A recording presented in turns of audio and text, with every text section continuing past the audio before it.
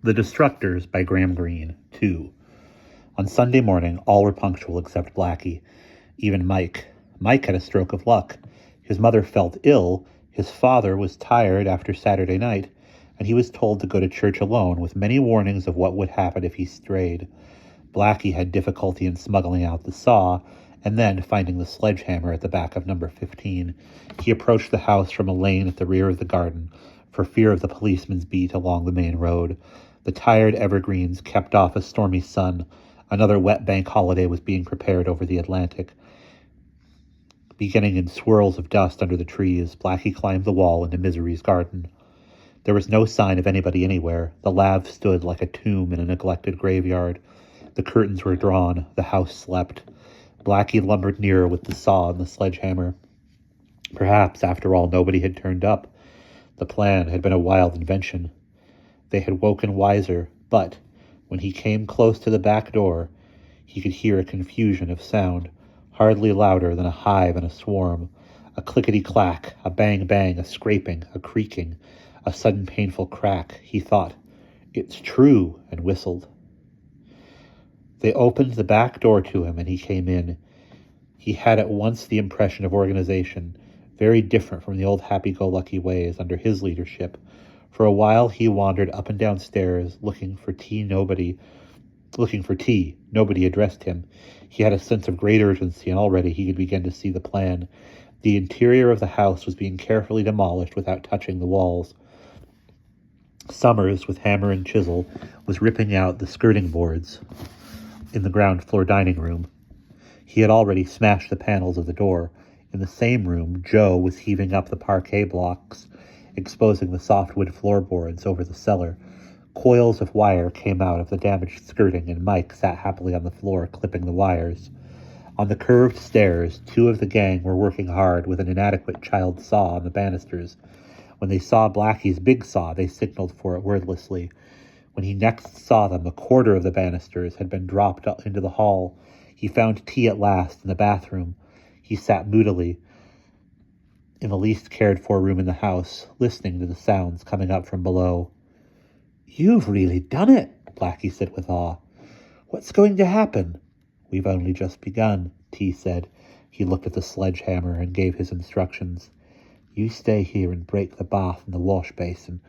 Don't bother about the pipes. They'll come later." Mike appeared at the door. "I've finished the wires, T," he said. "Good.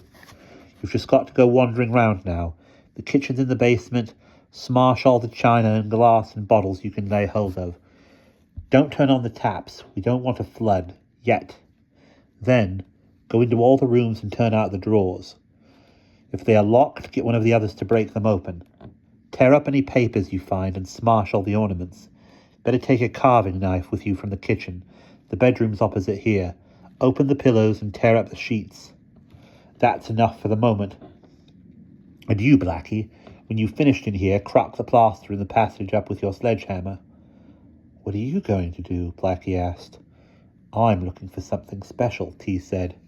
It was nearly lunchtime before Blackie had finished and went in search of tea. Chaos had advanced. The kitchen was a shambles of broken glass and china. The dining room was stripped of parquet.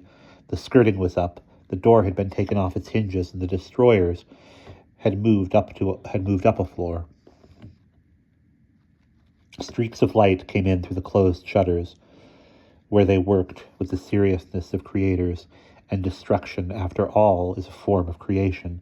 A kind of imagination had seen this house as it had now become. Mike said, "I've got to go home for dinner." "Who else?" T asked, but all the others, on one excuse or another, had brought provisions with them.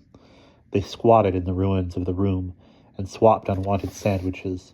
Half an hour for lunch, and they were at work again. By the time Mike returned, they were on the top floor, and by 6 the superficial damage was completed. The doors were all off. The skirtings raised, the furniture pillaged and ripped and smashed. No one could have slept in the house except on a bed of broken plaster. T gave his orders, 8 o'clock next morning, and to escape notice, they climbed singly over the garden wall into the car park. Only Blackie and T were left. The light had nearly gone, and when they touched a switch, nothing worked. Mike had done his job thoroughly. "Did you find anything special?" Blackie asked. T nodded. "Come over here," he said, "and look." Out of both pockets he drew bundles of pound notes. "Old Misery's savings," he said. Mike ripped out the mattress, but he missed them. "What are you going to do, share them?" "We aren't thieves," T said. "Nobody's going to steal anything from this house. I kept these for you and me, a celebration." He knelt down on the floor and counted them out. There were 70 in all. "We'll burn them," he said, "one by one." And taking it in turns, they held the note upwards and lit the top corner, so that the flame burnt slowly toward their fingers. The gray ash floated above them and fell on their heads like age. "I'd like to see old Misery's face when we are through," T said. "You hate him a lot?" Blackie asked. "Of course I don't hate him," T said. "There'd be no fun if I hated him." The last burning note illuminated his brooding face. "All this hate and love," he said. It's soft, it's hooey. There's only things, Blackie." And he looked around the room, crowded with the unfamiliar shadows of half things, broken things, former things. "I'll race you home, Blackie," he said, "and we'll pause there."